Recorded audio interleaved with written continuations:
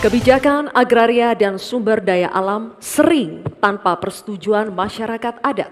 Akibatnya, sejak 2014 terjadi perampasan 8,5 juta hektar wilayah adat, mengakibatkan 678 kasus kriminalisasi dan pemiskinan perempuan adat.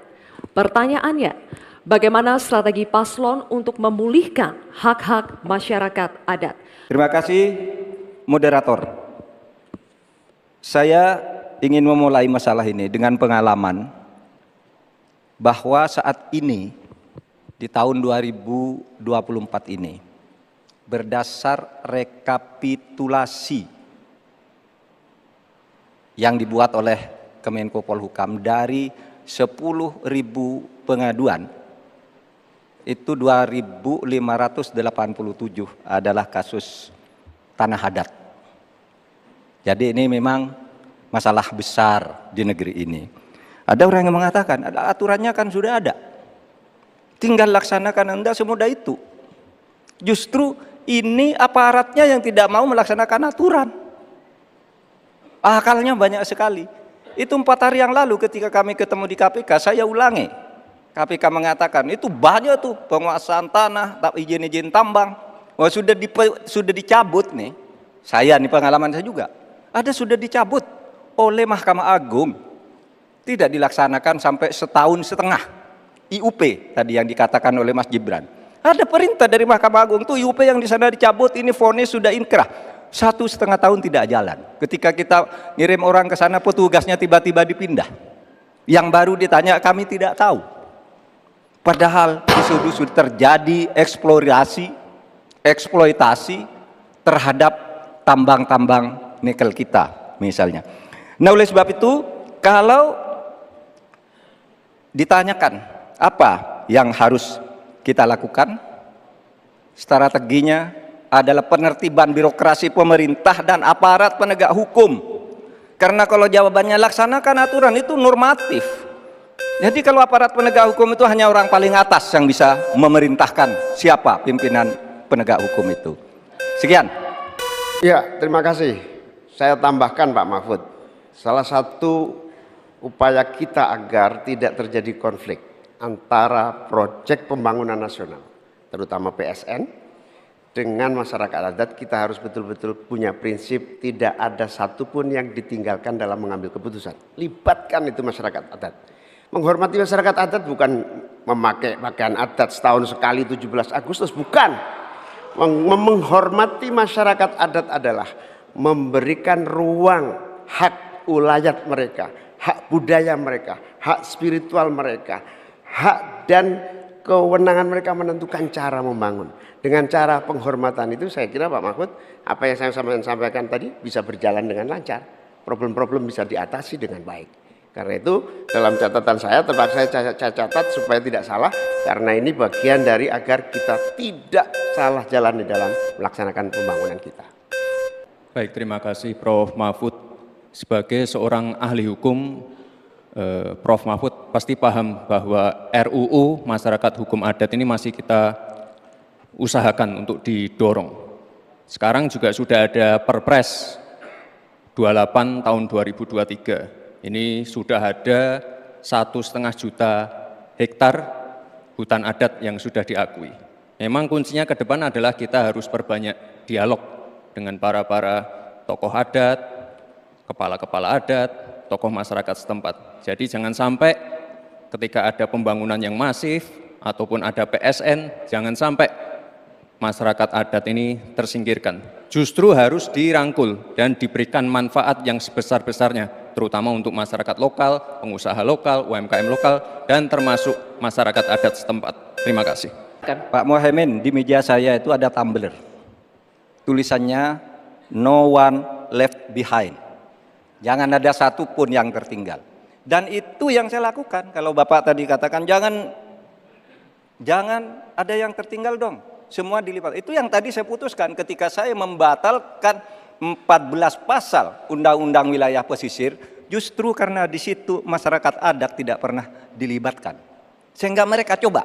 Sekarang ini masyarakat adat yang ada di hutan-hutan di Kalimantan Timur itu 20.000 orang tidak bisa memilih karena tidak punya KTP. Kenapa tidak punya KTP? Karena katanya dia menghuni hutan negara. Kalau hutan negara tidak boleh ada penduduk di situ, padahal dia sudah puluhan tahun di situ. Nah, tentang RUU Hukum Masyarakat Hukum Adat, AKA sudah masuk di dalam program kami, divisi kami. Memang itu sesudah sejak 2014 tidak jalan, akan kita jalankan. Terima kasih. Desa adalah daerah yang cenderung ditinggalkan warganya. Dampaknya desa makin kehilangan sumber daya manusia potensialnya. Pertanyaannya, bagaimana kebijakan dan strategi paslon agar warga desa lebih berminat untuk tinggal dan membangun desanya? Terima kasih. Saya catat sedikit. Yang penting ini bukan catatan Mahkamah Konstitusi. Hadirin sekalian yang saya muliakan, sebetulnya diawali dari paradigma. Paradigma pembangunan kita itu apa? Dulu kita gagal zaman Orde Baru karena kita membangun dari atas. Dengan pembangunan desa, kita membangun dari bawah. Dengan pembangunan dari bawah, kita yakin akan tumbuh kehidupan kemasyarakatan, ekonomi, sosial, budaya yang akan terus terjaga dan lestari. Oleh karena itu, sejak kita mengawali undang-undang pembangunan desa yang diikuti dengan penerapan dana desa yang terus meningkat dari tahun ke tahun, akan terbangun infrastruktur dan transformasi desa dari desa tertinggal menjadi desa maju dan mandiri. Hari ini sudah 13.000 desa yang tertinggal menjadi desa tinggal, sudah menjadi desa maju, desa mandiri, sekarang tinggal 4.000 saja. Ini bukti bahwa infrastruktur kita berjalan baik, dana desa terlaksana dengan baik, sehingga masyarakat desa semakin kerasan. Nanti ke depan kita akan siapkan lagi, naikkan lagi anggaran 5 miliar per desa. Agar apa? Tidak hanya infrastrukturnya yang baik, tetapi juga ada kehidupan ekonomi yang tumbuh melalui BUMDes, melalui berbagai kegiatan wirausaha yang tumbuh, pertanian, peternakan, ekonomi kreatif tumbuh di desa, sehingga orang tertarik di desa. Jadi infrastruktur beres, pembangunan sarana prasarana tumbuh, kegiatan ekonomi memadai, dan desa terjaga menjadi komunitas yang membanggakan. Sehingga masyarakat tidak lagi tertarik menjadi urbanisasi, tapi juga kembali ke desa, membangun desa untuk pembangunan bangsa. Nah gitu dong Gus, jangan terlalu tegang kayak waktu debat Cawapres pertama kemarin. Intinya di sini adalah bagaimana kita bisa menumbuhkan rasa sense of belonging dari masyarakat desa. Saya pernah ke Mojokerto, di situ ada desa wisata nomor 1 se-Indonesia. Kemarin dapat penghargaan dari Pak Sandiaga Uno. Intinya adalah ini adalah desa wisata dibangun dengan crowdfunding.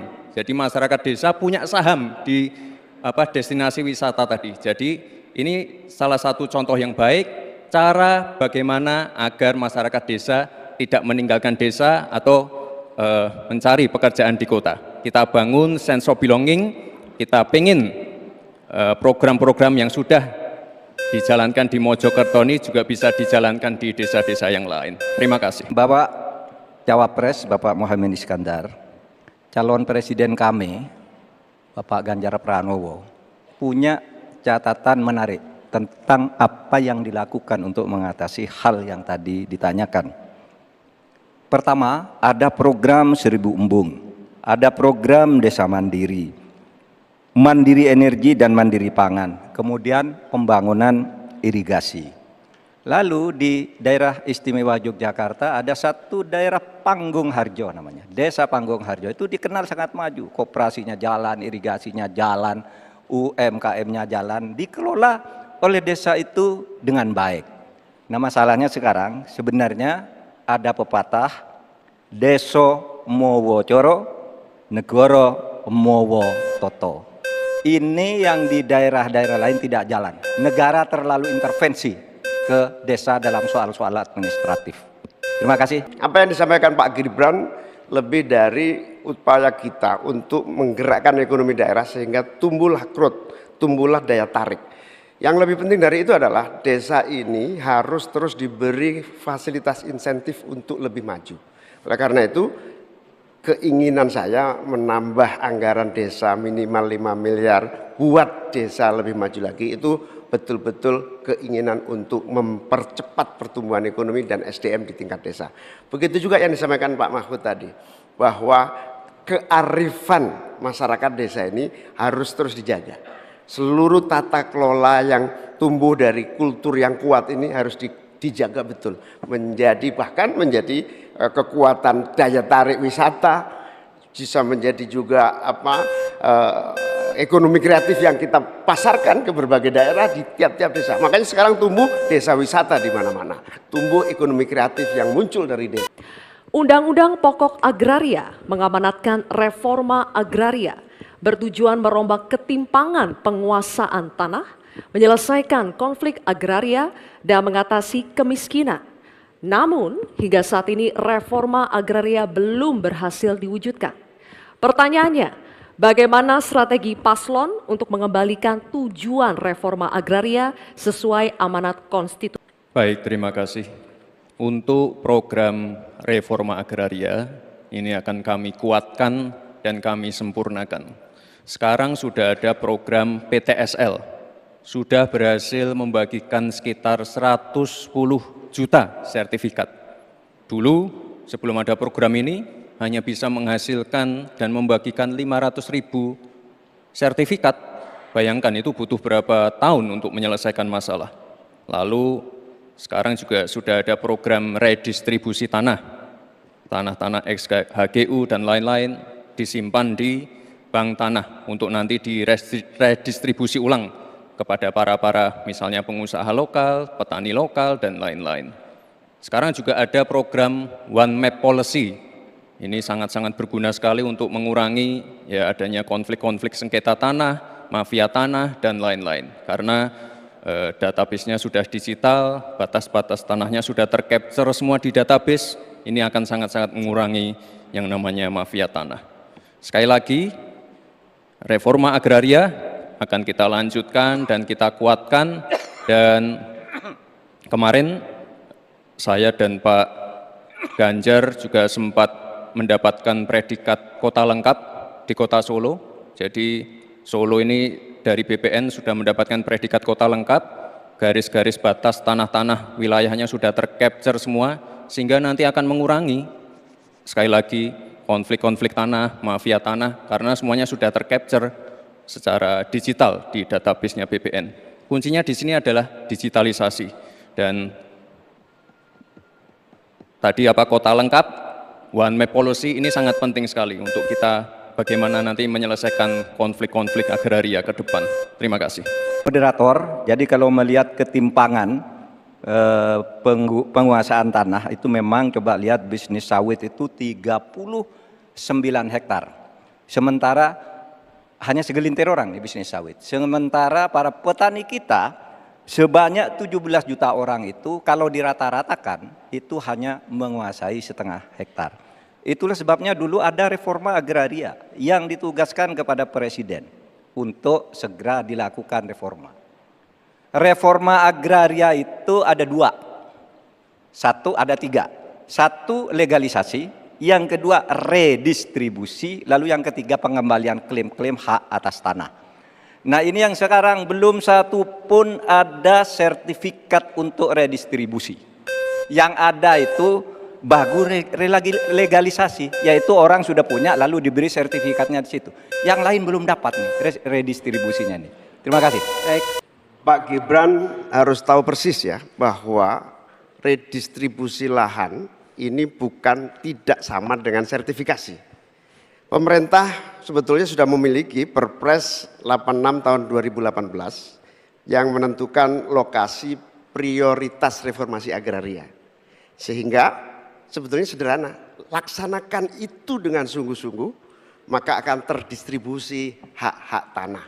Kalau tadi ada pernyataan soal konstitusi, prinsip dasar distribusi tanah itu memang melekat dalam konstitusi kita, bahwa seluruh kekayaan negara ini punya negara, dan tugas adanya pemerintah itu adalah membagi aset tanah ini dalam reforma agraria, sehingga sertifikat yang menjadi agenda itu sama sekali tidak masuk dalam redistribusi aset, distribusi lahan. Sehingga kita harus robah dan kita tunjukkan bahwa terjadi distribusi lahan untuk petani semakin sejahtera. Baik, terima kasih Gus Muhaimin dan Prof. Mahfud. Tentunya untuk mengakselerasi proses redistribusi tanah, ini kan sudah ada MOU antara Mahkamah Agung dengan Kementerian ATR. Jadi ada sertifikasi hakim-hakim selama 40 jam diberikan pengetahuan tentang masalah-masalah tanah. Jadi sehingga ke depan bisa mempercepat dan mengakselerasi proses redistribusi tanah, terutama tanah-tanah yang masih bermasalah ataupun tanah-tanah ex-HGU yang masih bermasalah juga. Jadi ke depan yang namanya pengadilan untuk masalah pertanahan ini akan bisa diselesaikan karena sudah ada MOU antara Mahkamah Agung dan Kementerian ATR. Dan ke depan fungsi dari bank tanah akan kita optimalkan. Sekali lagi, jadi permasalahannya kita selesaikan di pengadilan, masuk ke bank tanah, lalu ke direstribusi ulang ke para masyarakat adat setempat atau pengusaha-pengusaha lokal.